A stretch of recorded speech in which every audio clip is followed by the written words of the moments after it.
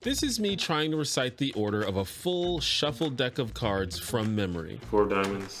Nope. Until very recently, I would have thought that was not possible because my memory is trash. I'm admittedly one of those people that will forget your name 5 seconds after you walk away from me. Look, I'm sorry, but every few months or so, I find a new article or video that makes me think I might just be doing it wrong. You do not have a bad memory. Your memory is a million times better than you think it is. Check it.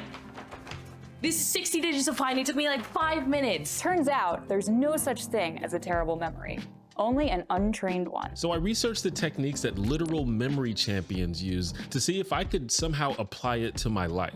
And if not, maybe I could at least get a cool party trick out of it. And now it's time to play. There's this great game show sketch from SNL where the contestants are humiliated because they can't remember the names of people they've met. We've gone out to dinner 20 times and sat next to each other at multiple weddings.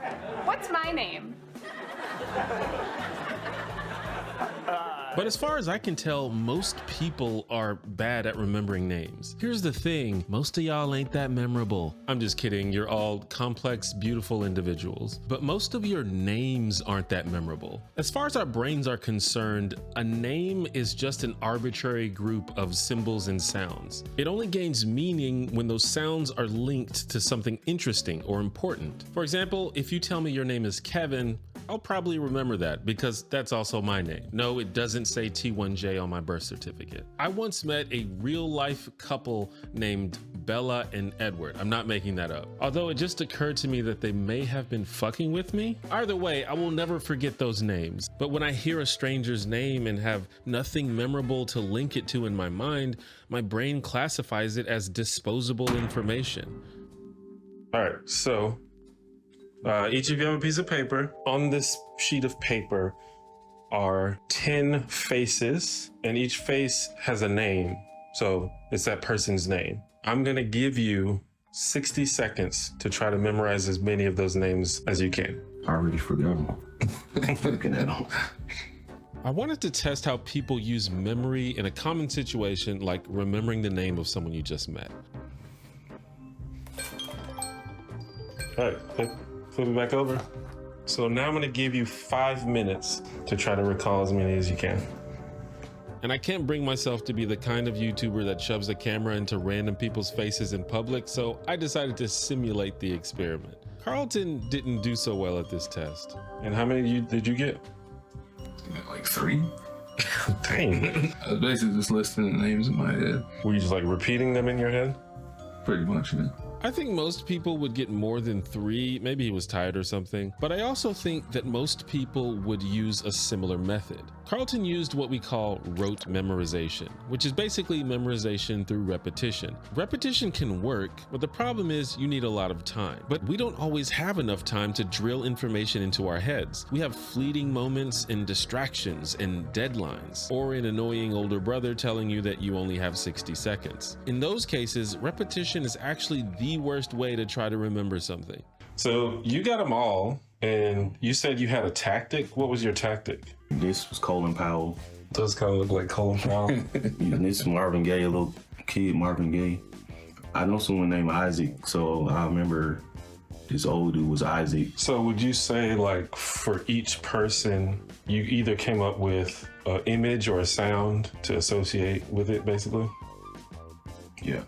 Human brains are much better at memorizing images and scenes. I guess because those aren't abstract. They actually reference and represent tangible things that are already stored in our memory. So the best way to remember something is not to try and jackhammer it into your mind, but instead to link that information to an image, because our brains are just better at that. Now, of course, sometimes this happens naturally, like when some people you meet remind you of a weird movie. But if that doesn't happen, then we have to intentionally create kind of an artificial link ourselves.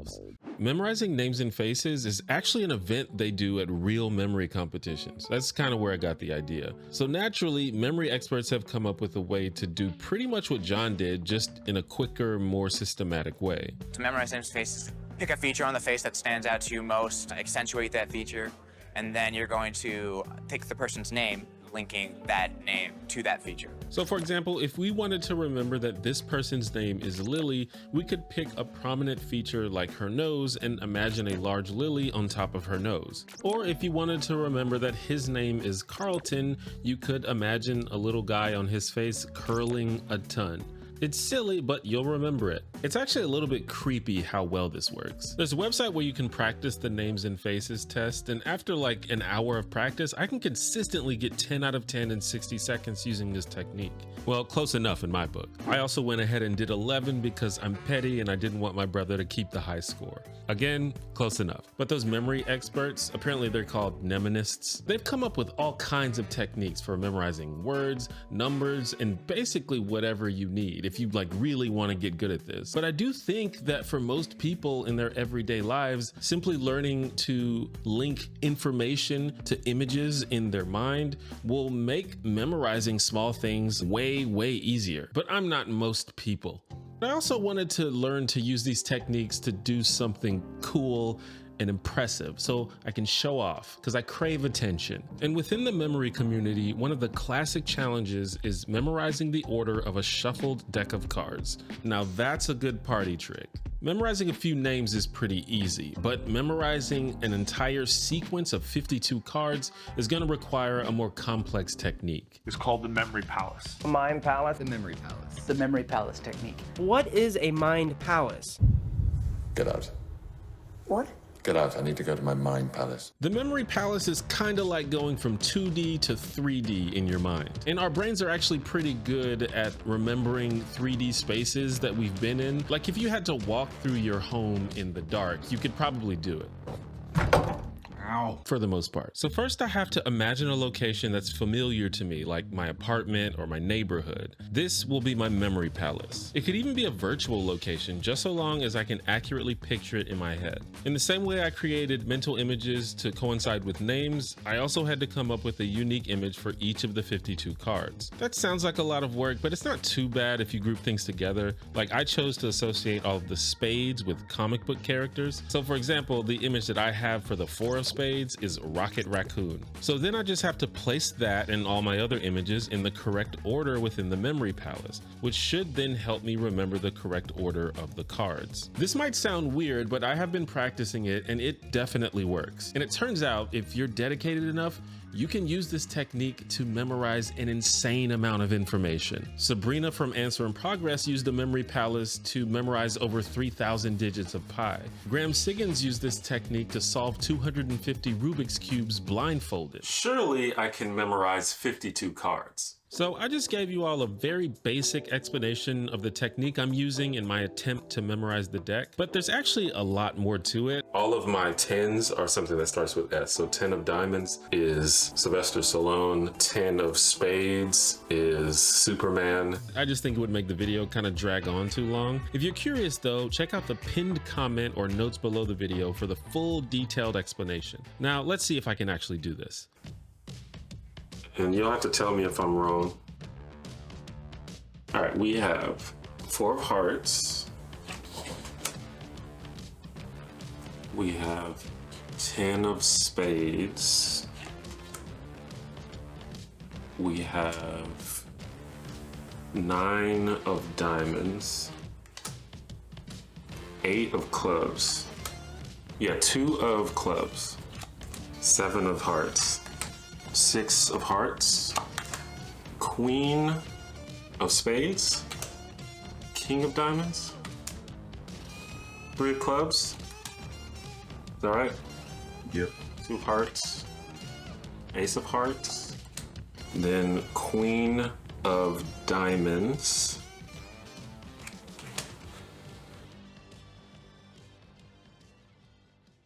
Just like anything else, this is something you get better at the more you practice. So when you're a newbie like me, sometimes you run into trouble.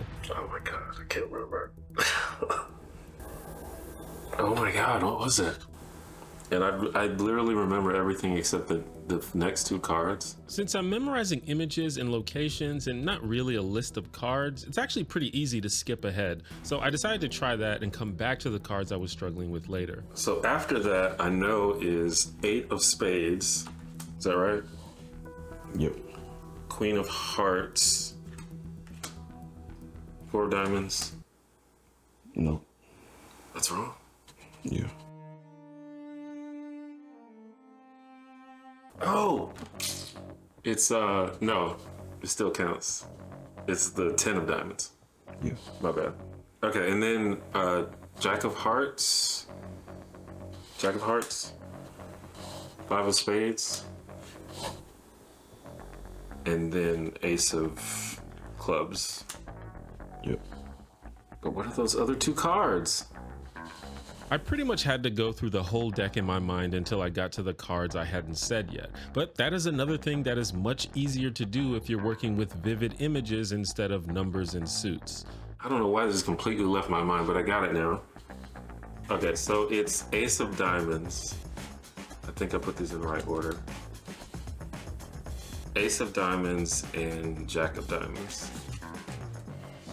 Jesus. Does that count?